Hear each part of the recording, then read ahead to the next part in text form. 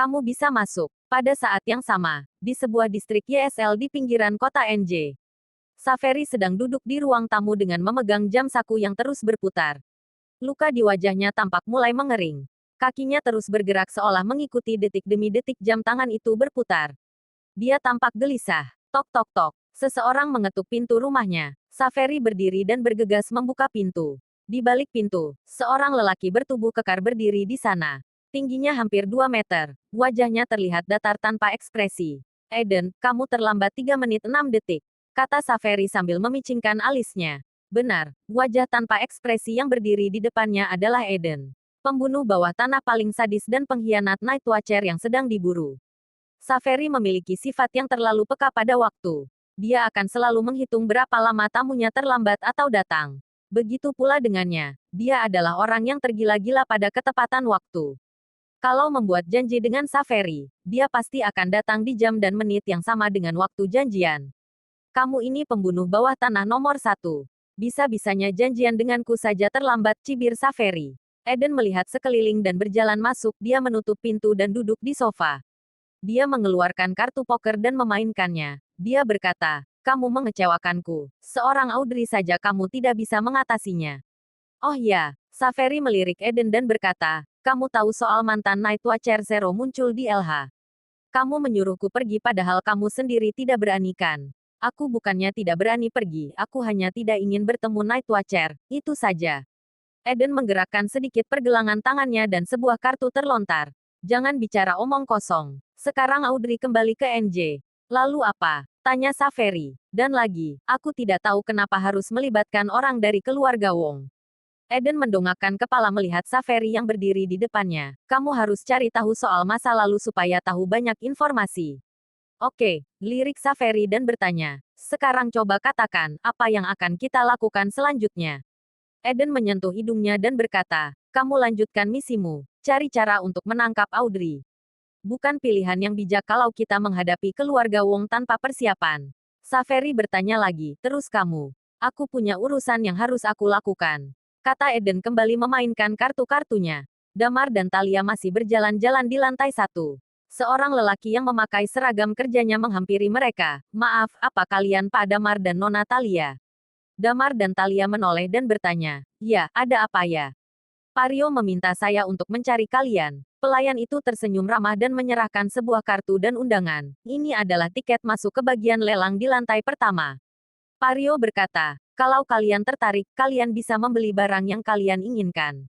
Kalau ada yang menarik, kalian bisa ikut lelang. Pario yang akan membayar semuanya. Damar cukup terkejut, memang tidak diragukan lagi kalau Rio adalah cucu dari orang kaya. Setelah mengatakan hal itu, pelayan itu menyerahkan barang titipan Rio dan berkata, ini surat undangan VIP untuk melihat tinju di lantai 3. Pertandingannya dimulai pukul 12 malam. Damar mengangguk dan menerima barang itu. Memang, kalau ingin melihat pertandingan tinju membutuhkan tiket masuk yang cukup sulit didapat. Lantai 3 tidak memiliki area yang terlalu luas, hanya dapat menampung beberapa ratus orang saja. Jadi karena kesan eksklusif itulah tiketnya dijual dengan mahal. Untuk mereka yang masuk ke kasino bawah tanah, tiket masuknya masih terhitung murah, hanya saja sulit untuk mendapatkan aksesnya. Sampaikan ucapan terima kasihku, kata Damar. Pelayan itu tersenyum dan berkata, semoga hari kalian menyenangkan. Saat pelayan itu pergi, Talia mengerucutkan bibirnya dan berkata, orang-orang di balik kasino bawah tanah ini dulunya adalah gangster. Dan mereka mempekerjakan pelayan yang sangat profesional. Ya semua itu demi uang. Ayo pergi ke tempat lelang. Oke, angguk Talia. Keduanya melihat papan besar bertuliskan rumah lelang dan mengikutinya. Tanpa butuh waktu lama, mereka sudah melihat bangunan seperti gudang yang dikerumuni cukup banyak orang. Yang disebut sebagai rumah lelang adalah gudang besar yang berada di lantai pertama. Saat ini pintu masuknya masih belum dibuka, maka dari itu banyak orang berkerumun menunggu untuk masuk. Semuanya memegang kartu giok di tangan mereka, menunggu petugas membuka rumah lelang. Orang biasa yang datang ke kasino bawah tanah dan hanya main-main tidak akan dapat ikut masuk ke rumah lelang. Damar dan Talia sudah berada di barisan belakang orang-orang yang mengantre untuk masuk ke rumah lelang. Hei, tiba-tiba sebuah suara terdengar dari arah belakang. Damar spontan langsung menoleh dan mendapati Denny berdiri tak jauh dari tempatnya. Denny memandang Damar dan berkata, kamu ke rumah lelang juga. Damar mengerutkan kening dan meliriknya kesal. Kenapa, ada masalah? Pef, Denny menahan tawa. Apa kamu tahu syaratnya untuk bisa masuk ke rumah lelang? Kamu mau masuk. Aku saja masih belum bisa memenuhi syarat untuk masuk ke dalam. Jadi kalau kamu tidak bisa masuk, aku juga tidak bisa. Kata Damar sambil menahan tawa. Melihat Damar yang terlihat menertawakannya, Denny tidak mau kalah. Rumah lelang ini hanya mengeluarkan 3-5 barang setiap dibuka. Barang yang dilelang pun sangat mahal, dan di dalam hanya ada 50 kursi yang akan diisi dengan orang yang benar-benar kaya dan memenuhi syarat. Terus kamu pikir kamu pantas. Damar terkejut, dia tidak menyangka kalau rumah lelang ini terkenal dengan syarat yang sangat eksklusif seperti ini. Walaupun dia pernah ke sini 5 tahun yang lalu, Damar tidak datang ke rumah lelang saat itu. Saat Denny mengatakan itu, dia memperhatikan Talia dan berkata, apa perempuan di sebelahmu ini berasal dari keluarga kaya di NJ?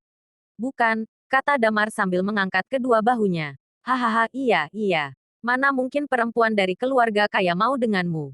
Kata Denny sambil tertawa, aku ini baik. Loh, aku sarankan kamu untuk mengurungkan niatmu dan pergi dari sini. Daripada nanti kamu malu sendiri. Talia menatap Denny dengan ketus, kamu tidak bisa masuk ke dalam kan? Terus kenapa kamu di sini? Denny terdiam. Dia tampak malu dan berkata, memangnya tidak boleh aku lihat barang apa yang dilelang.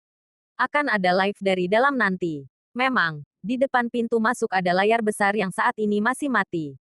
Damar tidak bisa menahan tawa saat mendengar apa yang dikatakan Denny. Orang yang berteriak seperti anjing ini rupanya hanya besar mulut saja. Tidak tahu malu. Denny melihat Damar yang tertawa menghadap ke belakang. Kamu menertawakan aku. Iya, kata Damar tidak menyangkal sama sekali. Denny mengerutkan alisnya sampai hampir menyatu, kayak kamu bisa masuk saja. Kalau bisa bagaimana? Kata Damar dengan wajah serius. Kalau ya kalau, tidak mungkin sungguhan. Tempat seperti ini bukan tempatmu. Kalau kamu bisa masuk, aku akan berlarian di lantai pertama kasino bawah tanah hanya dengan memakai celana. Damar masih ingin menggoda Denny. Saat Damar akan menambahi taruhan untuk Denny, Talia menyikutnya dengan cukup keras. Damar menahan sakit di pinggangnya. Damar tanpa sengaja melihat Samuel sedang memperhatikannya dari kejauhan. Setelan jas dan sepatu kulitnya masih sama dengan yang dia pakai waktu menerapi kakek Hartono tadi. Hanya saja sekarang dia memakai kacamata. Kenapa dia ada di sini? Tanya Talia saat melihat Samuel. Kamu sudah membuatnya diusir oleh kakek Hartono tadi. Aku khawatir dia ingin balas dendam pada kita. Damar tersenyum dan berkata, sebaiknya dia tidak macam-macam dengan kita. Kalau dia berani maju, aku akan menghajarnya tidak peduli dia orang terkenal atau apalah itu. Saat ini, pintu rumah lelang yang tertutup rapat mulai dibuka. Beberapa orang berjalan dan berdiri di depan pintu dan berkata, lelang hari ini akan segera dimulai. Bagi yang memiliki tiket, silakan masuk. Bersambung.